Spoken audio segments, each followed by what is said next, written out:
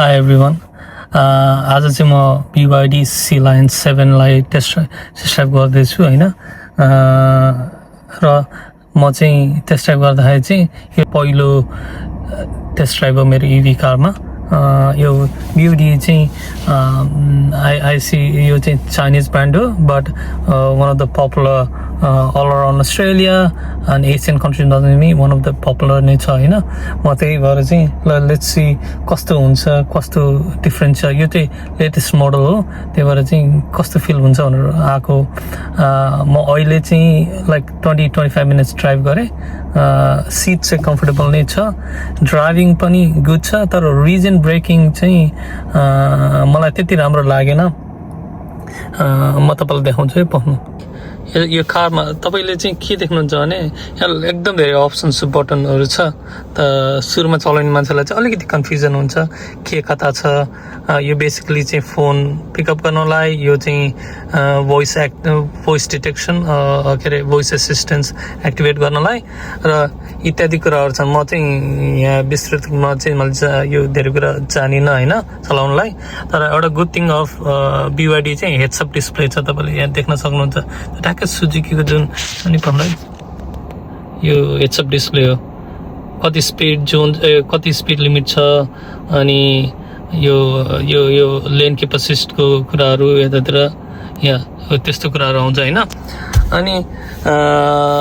यहाँ हेरेको यहाँ चाहिँ तपाईँको यो चाहिँ पार्क जोन हो। यो चाहिँ स्टार्ट गर्नलाई अहिले चाहिँ मैले टर्न अफ गरेँ, चाहिँ गाडी स्टार्ट भयो। अनि गाडी स्टार्ट हुने बित्तिकै इनकेस तपाईँलाई पार्कमा राख्न छ भने सरी पार्क होइन, अहिले त तपाईँको खुट्टा चाहिँ ब्रेकमा छ होइन। तर चाहिँ इनकेस तपाईँले ड्राइभ गर्नु पऱ्यो भने चाहिँ अलि रिभर्समा छ। यदि मैले चाहिँ खुट्टा ब्रेकबाट चाहिँ झिक्यो भने चाहिँ अटोमेटिक पछाडि जान्छ होइन। भेरी मलाई चाहिँ एकदम फास्ट लाग्यो होइन। तर आई डोन्ट नो, मैले टेस्ला पहिलोचोटि चलाएको भएर अनि यहाँ आएको भएर चाहिँ एक्सपेक्टेसन हाई भएको हो। I don't no, just fuel car drive गरे जस्तो फिल चाहिँ मलाई भयो है। तर चाहिँ ड्राइभमा पनि अलि बढी उत्तिन्छ। यो चाहिँ तपाईँको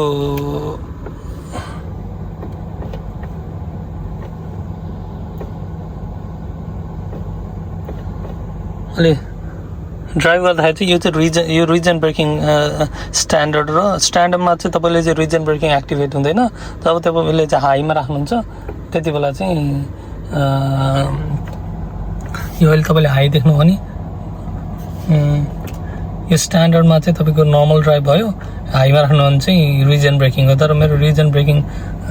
त्यस्तो काम गरेन यहाँ चाहिँ होइन। मैले चाहिँ रिजन ब्रेकिङलाई चाहिँ कम्प्लिटली नो भन्छु। मलाई के मन पर्यो भने चाहिँ एउटा चाहिँ यो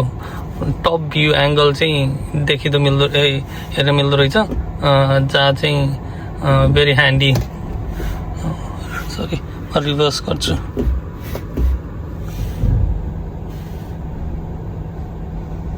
क्यामेरा पनि टिल्ट हुँदो रहेछ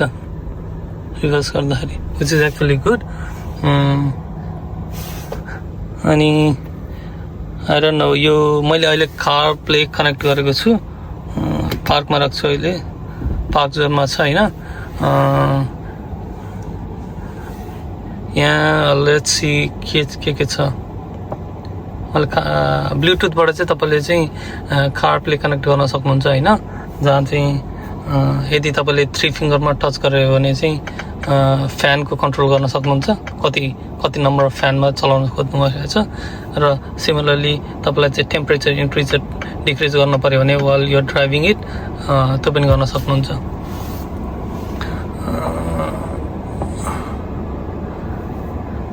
नाइस। यसमा चाहिँ चाइल्ड लक पनि छ,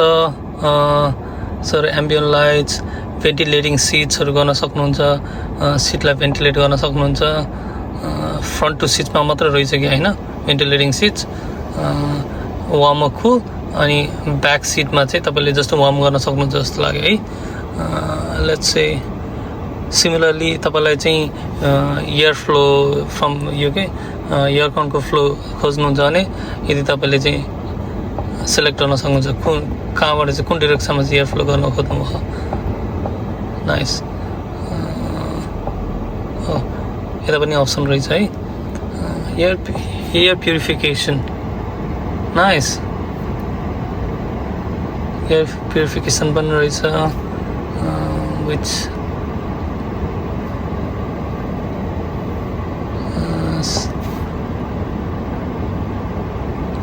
एक दिन चाहिँ एउटा कुरा चाहिँ इलेक्ट्रिक कार हो तर यसको चाहिँ मेन्टेनेन्स माइलेज चाहिँ 17,887 किलोमिटरमा रहेछ होइन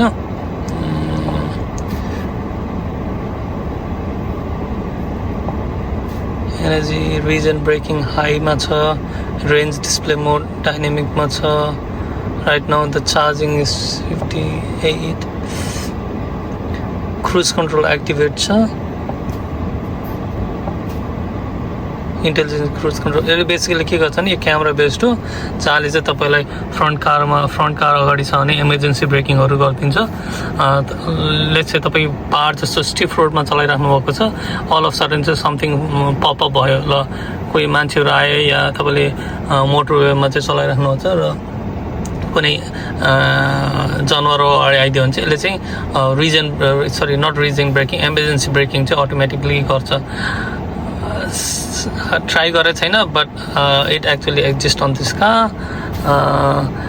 लेन किप एसिस्ट छ ब्लाइन्ड स्पट डिटेक्सन पनि छ डोर ओपन वार्निङ ढोका खोल्दाखेरि कोही आइदियो या साइकलिङ कोही आइदियो भने पनि त्यो अलर्ट नै रहेछ इन्डिकेसन दिँदो रहेछ कि पहिले अलर्ट दिँदो रहेछ यदि मैले खोल्न खोजेँ भने सिमिलरली हाई बिम कन्ट्रोल पनि गर्न सकियो जस्ट इन केस अपोजिट साइडबाट आएको मान्छेलाई चाहिँ डिस्टर्ब नहोस् भिजिबिलिटीमा गाह्रो नहोस् अनि इलेक्ट्रोनिक स्टेबिलिटी कन्ट्रोल भनेको मतलब इन केस तपाईँ हाई स्पिडमा जानुहुन्छ तपाईँलाई चाहिँ गाडीलाई स्टेबल गर्न गाह्रो भयो भने चाहिँ त्यो एउटा कुरा रहेछ सिमिलरली डाउन हिलमा जाँदाखेरि पनि easily you can control the car nice it's a software based car it's the on इयरमा चाहिँ लाइक जस्तै तपाईँले आफ्नो फोन चाहिँ सफ्टवेयर अपडेट भइरहेको छ त्यस्तै तरिकाले अपडेट हुँदो रहेछ होइन जहाँ चाहिँ तपाईँले वाइफाईसँग कनेक्ट गर्न सक्नुहुन्छ होममा अनि त्यसरी चाहिँ कनेक्ट हुन्छ के एपहरू आउँछ त यहाँ नेटिभ एप्सहरू navigation BYD store phones 45 media control disable auto start storage total use 162 remaining 93 भनेको 93 plus 100 is 193 like 256 को range मा हुँदो रहेछ drive thing I think it's all based on pen drive जहाँ छ external storage clear cache अहिले कुन software भर्जनमा चलाइरहेको छ भने 51.1.4 डिस्प्ले अडियो सिस्टम पनि चेन्ज गर्न मिल्छ तपाईँको phone volume ringtone volume voice volume similarly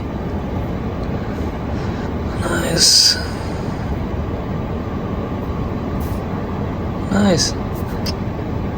auto rotate. Hey Siri, can you rotate the screen? Hey Siri,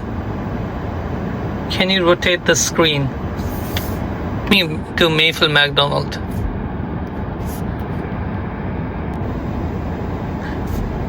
मैले Mayfield McDonald देखाइ भनेको देखाउन त देखाएँ तर भोइस एसिस्टेन्समा चाहिँ त्यति सिमलेस चाहिँ मैले देखेन maybe because of the car play देखाउन त आयो तर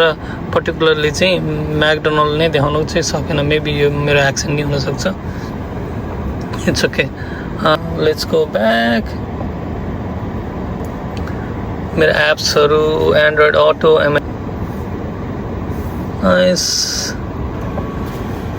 हो यो स्क्रिन चाहिँ तपाईँको टिल्ट नि गर्न मिल्छ र ब्याक टु होरिजन्टल र भर्टिकल चाहिँ चेन्ज गर्न मिल्दो रहेछ चाहिँ राम्रो लाग्यो विच इज एक्चुअली गुड कसैलाई चाहिँ भर्टिकल नै राख्न मन लाग्छ या होरिजन्टल राख्न मन लाग्छ उहाँले चाहिँ राख्न पाउनुभयो होइन इन्टरफेस पनि राम्रै देखिँदो रहेछ एउटा बिग आइप्याड राखे जस्तो होइन ग्रेट अर्को कुरा यो चाहिँ भोइस सरी वायरलेस चार्जिङ र अर्को चाहिँ यो चाहिँ तपाईँको चाहिँ जस्ट इन केस तपाईँ केही छैन भने चाहिँ NFC card for activating the car म अब चाहिँ पछाडितिर गाडी गएर चेक गर्छु कतिको कम्फर्टेबल छ पछाडि सो यो चाहिँ एक्जिट डोर इमर्जेन्सी एक्जिट चाहिँ मैले भेटिनँ यो चाइल्ड लग यहाँबाट पनि गर्न मिल्दो रहेछ इमर्जेन्सी एक्जिट पनि हेर्नु पऱ्यो पछाडि छ कि छैन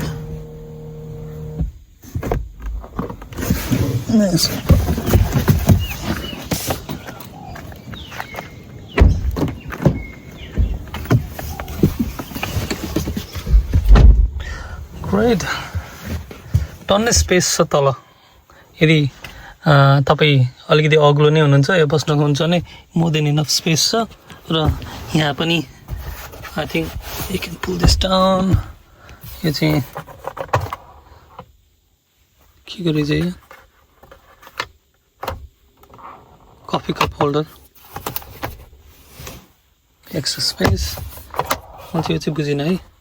यो कफी कप होल्डर यो चाहिँ नाइस नाइस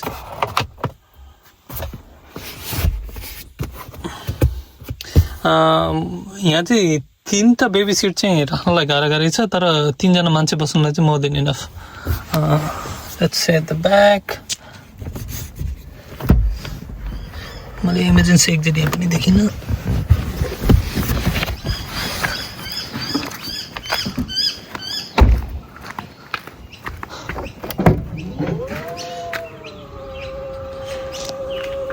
कारको स्पेस चाहिँ यहाँ सानै ठुलै हो यतिको र अघि तपाईँलाई एक्स्ट्रा स्पेस चाहिन्छ भने चाहिँ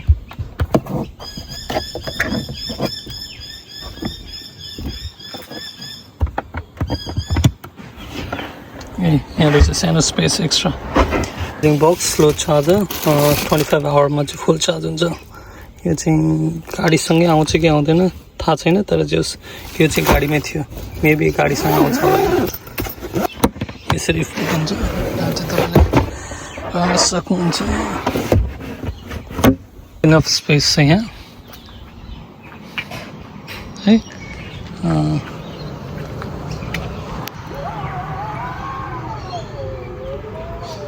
गाडी लक छ नि त त्यही भएर पुरै नै लक भएन C-Line 7 को व्हील साइज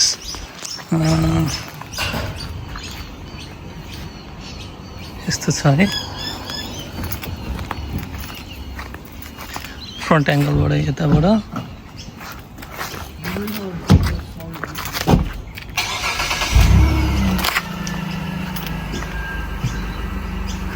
ए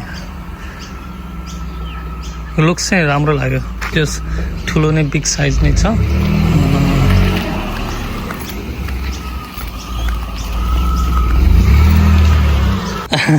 कि मैले भित्र राखेको थिएँ त्यही भएर यो लक नै खोलेन कि यहाँ चाहिँ यो क्लिक गर्ने बटन चाहिँ यहाँ तल जहाँ चाहिँ तपाईँले चाहिँ क्लिक गरेर चाहिँ खोल्न सक्नुहुन्छ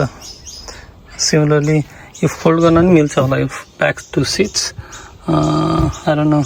यो चाहिँ अटोमेटिक म्यानुअली नै तल राख्नुपर्छ होला यो बटनबाट अटोमेटिक चाहिँ छैन है बटन जहाँ चाहिँ तपाईँले टेस्लामा चाहिँ यो चाहिँ अटोमेटिक राखेर चाहिँ यो चाहिँ फ्ल्याट सिट गर्न सक्नुहुन्छ सिमिलरली यसमा पनि गर्न सक्नुहुन्छ होला let's see whether we can do it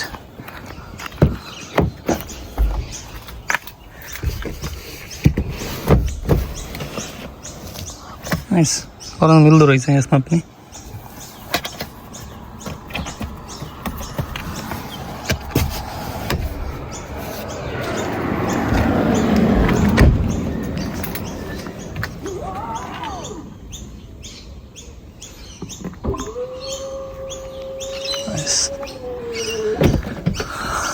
गाडीको लुक चाहिँ यही नै हो looks very good mid SUV टाइपको 5-6-5जनालाई मजाले कहीँ ट्राभल गर्नलाई यता हिँड्नलाई चाहिँ मजाले मिल्छ सो मलाई एउटा कुरा राम्रो लागेको चाहिँ यहाँ बटन क्लिक गऱ्यो भने चाहिँ अटोमेटिकली बाहिर निस्किँदो रहेछ कि त्यसरी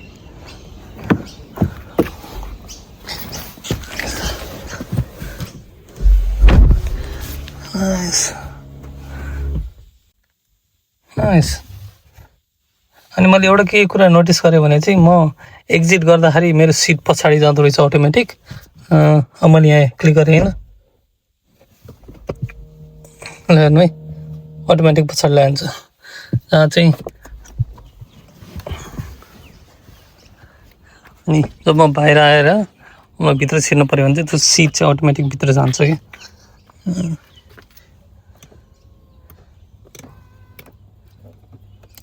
लम्बो सपोर्ट लाइन रहेछ up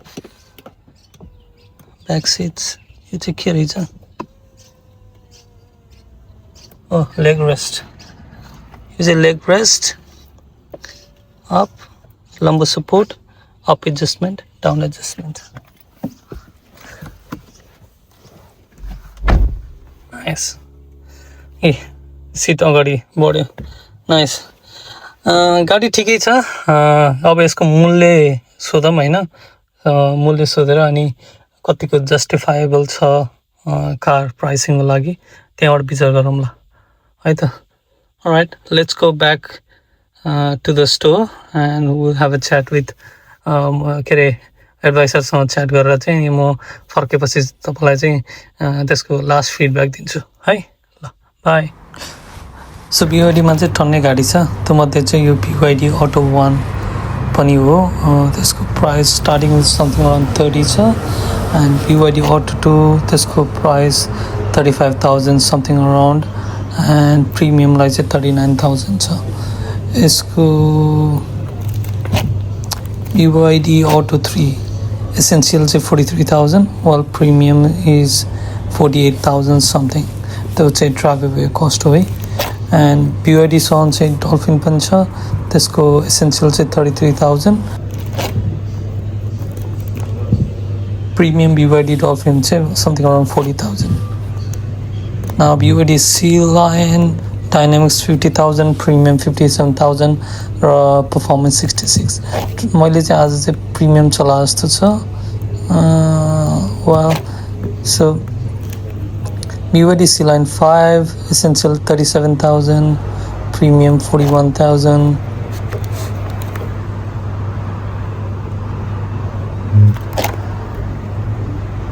C-Line 6, Essential 46,000 something, Dynamics Extended 50,000 and Extended is 57,000. C-Line 7, this is what I drove it today, Premium 59,000 something. Performance is 68,000 and something.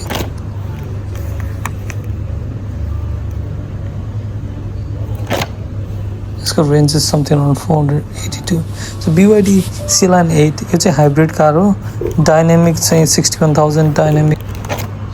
all-wheel drive is 68,000. C-Line, BYD Shark 6. Something's around 62,000. Right. म drive गरेर आएँ अनि आएर चाहिँ चाबी दिएँ busy नै रहेछ आज त्यही भएर चाहिँ चाबी लियो र म 10-15 मिनटमा आउँछु भने त्यही भएर म त्यति बेला कुर्न सकिनँ basically drive was good price चाहिँ 59K with range of 500 something भनेको थियो didn't specify how much the range is किनभने मैले डेभिएसनको पनि कुरा गर्दाखेरि चाहिँ didn't give me a particular number हैन which is fine drive away cost of 59 something 59 and range of 500 something all right car but